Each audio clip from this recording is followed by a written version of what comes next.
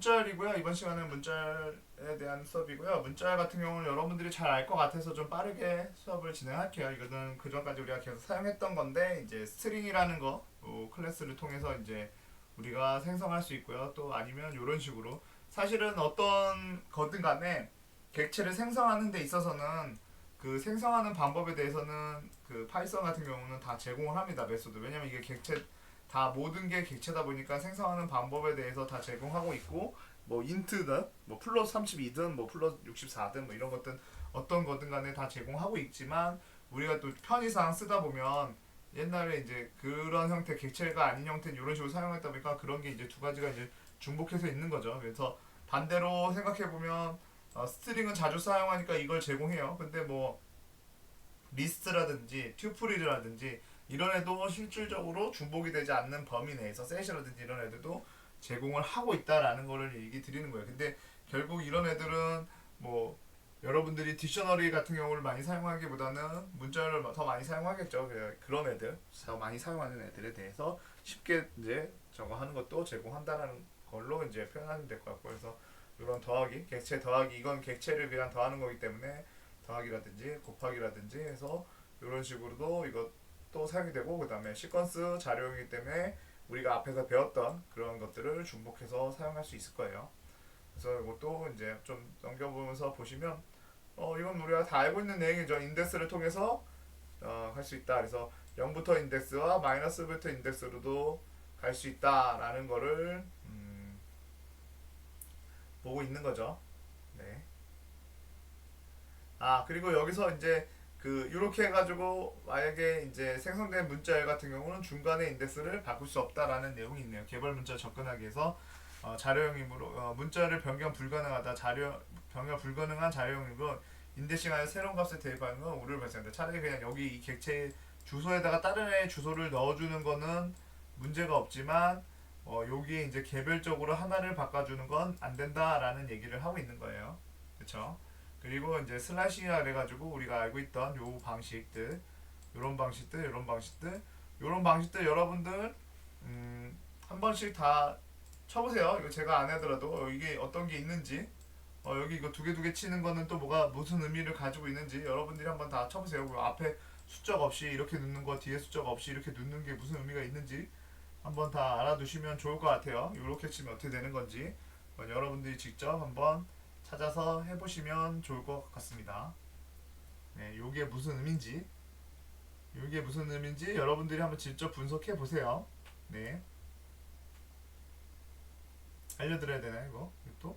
그냥 요거는 이씩 증가한다는 얘기예요. 중간 거는 시작은 0부터 시작을 했고, 그 다음에 여기 이렇게 돼 있고, 여기 돼 있는 거죠. 그래서 요 중간에는 값을 아무것도 안 넣어준 것 뿐이고, 두 칸씩 증가한다라는 얘기를 하고 있는 거예요. 그쵸? 네, 그래서 요렇게 출력이 된 거죠.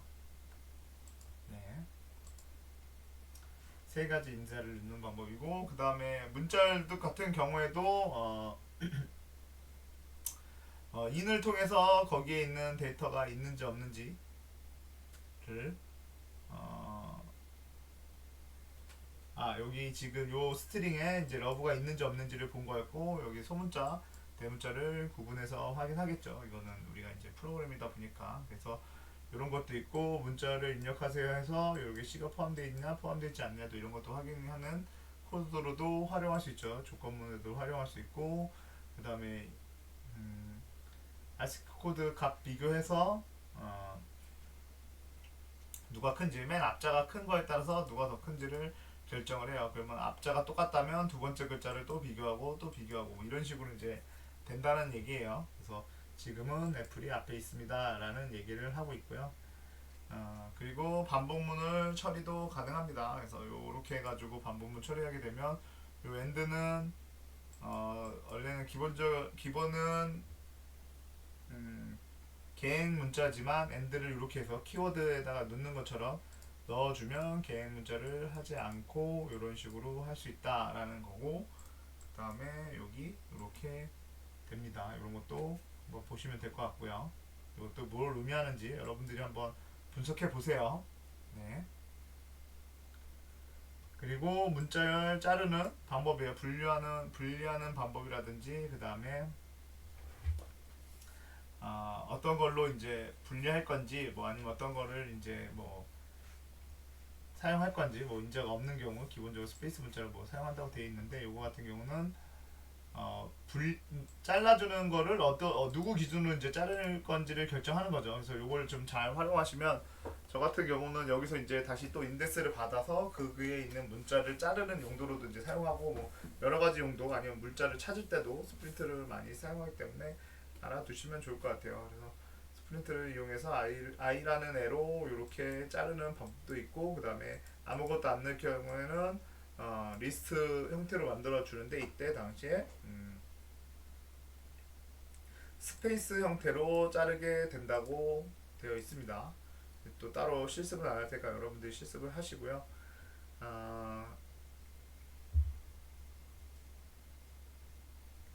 그리고 여기 이제 몇 가지 메소드들이 있는데 이런 메소드들이 있는 거 한번 여러분들이 보시면서 이거는 스트링에서 제공되는 메소드들이죠. 그래서 이거를 대문자, 소문자 뭐 이런 것들을 넣는 건데 거기에 있는지 없는지 여부라든지 이런 걸 이런 식으로 확인해요. 이거는 여러분들이 직접 돌리면서 한번 해보세요. 네, 이런 식으로 문자열이 존재한다라는 거를 쉽게 보고 있죠. 그래서 여러분들이 돌려도 이건 충분히 이해하실 것 같아서 넘어가고요. 우리가 이제 문자를 찾거나 하면 거기 찾으면 마이너스 뭐 없으면 마이너스 1 문자를 찾는 거 그리고 문자열을 찾으면 true를 반환한다. 인식된 문자열을 찾으면 true를 반환하고 그리고 인자로 종료된 문자를 찾으면 true. 그래서 요거 지금 읽어 보시고 이거 거꾸로부터 찾는 거 그다음에 카운트 문자열이 몇 개 있는지 그래서 결과가 이런 식으로 나왔어요. 요게 내용을 이렇게 가지고 있는 거니까 요거 보시고 여러분들이 돌려보시면 이해할 수 있겠죠. 그래서 find 같은 경우는 i를 찾는데 첫 번째 존재하는 여기서부터 시작을 한 거고요. r find 같은 경우는 여기서부터 시작을 한 거예요. 그래서 여기의 위치를 찾아주는 거를 나타낸 거였고요. 그 다음에 이제 i가 몇 개 있는지 그 이온 문자열로 끝났는지 그 다음에 시작이 G로 시작했는지 뭐 이걸 물어보는 거예요. 그래서 이런 용도는 또 종종 사용하기 때문에 여기 있는 것들은 다 알아두시면 좋을 것 같아요. 여러분들한테는요. 그리고 문자를 이제 변환하는 거죠. 변환하는 방법 중에 이제 대문자로 변환하는 거, 뭐 소문자로 변환하는 거. 첫 번째 문자만 대문자로 변하고 나머지는 소문자로 변환하는 거. 그리고 문자열 내부의 특정 문자를 찾아서 원하는 문자로 변경된 문자열로 반환하는 거 해가지고 요렇게 또 실습을 했습니다. 그래서 이것도 여러분들이 직접 한번 실습을 해보시면 될 것 같아요. 이거 똑같은 게 두 개 들어가 있는데 이거는 뭐 아니요 안 보셔도 될 것 같긴 하지만 네. 그리고 공백을 제거하는 문자에서 공백을 제거하는 뭐 내용이죠. 그래서 스페이스를 줄바꿈 문자열로 의미 공백 문자는 스페이스 줄바꿈 탭 이런 것들이 이제 공백 문자에 해당되는 거고 그래서 시작 부분의 공백만 제거하는 거 그리고 끝 부분의 공백을 제거하는 거 그리고 문자가 시작 끝 부분과 공백 문자를 제거 내부에 있는 공백 문자는 유지 해서 이거는 앞뒤로 제거한다라는 의미를 가지고 있어서 앞에를 띄고 뒤에도 띄었을 때 앞뒤로 제거한 거 그냥 출력한 거 그리고 앞에를 제거한 거 뒤에를 제거한 거의 차이예요. 그리고 뭐 이렇게 출력된다라는 거예요. 뭐 여러분들 그렇게 어렵지 않을 테니까 이것도 그냥 보고 넘어가시면 되고 뭐 공백을 제거하는 용도는 크게 저는 사용한 적이 없기 때문에 문자에서 공백 제거할 일이 크게 많이 없어요. 네. 문자 비교하려고 할 때 그런 차이인데 그런 정도의 문제가 있고요. 그리고 요거는 실습 문제인데요. 앞뒤로 똑같은 문자가 들어왔는지를 이제 검사하는 건데 이게 이제 가면서 앞으로 가고 뒤로 가고 똑같은 문자인지를 확인해주는 프로그램을 여러분들이 직접 한번 만들어 보라는 거예요. 네, 그래서 요거랑 같은 요런 예라든지 요런 단어는 뭐 여러분들이 만들어 되지만 없는 단어를 써도 상관없다라는 거죠. 그래서 그런 식으로 해서 앞으로 가고 뒤로 가고 동일한 문자가 나오는 거를 동일한 문자가 있는 애들을 회문이라고 해서 회문 검사해주는 프로그램을 한번 만들어 보시면 될 것 같습니다. 그래서 그리고 그다음에 요거는 네 여기도 이제 그 이메일 주소에서 요 골뱅이를 제외하고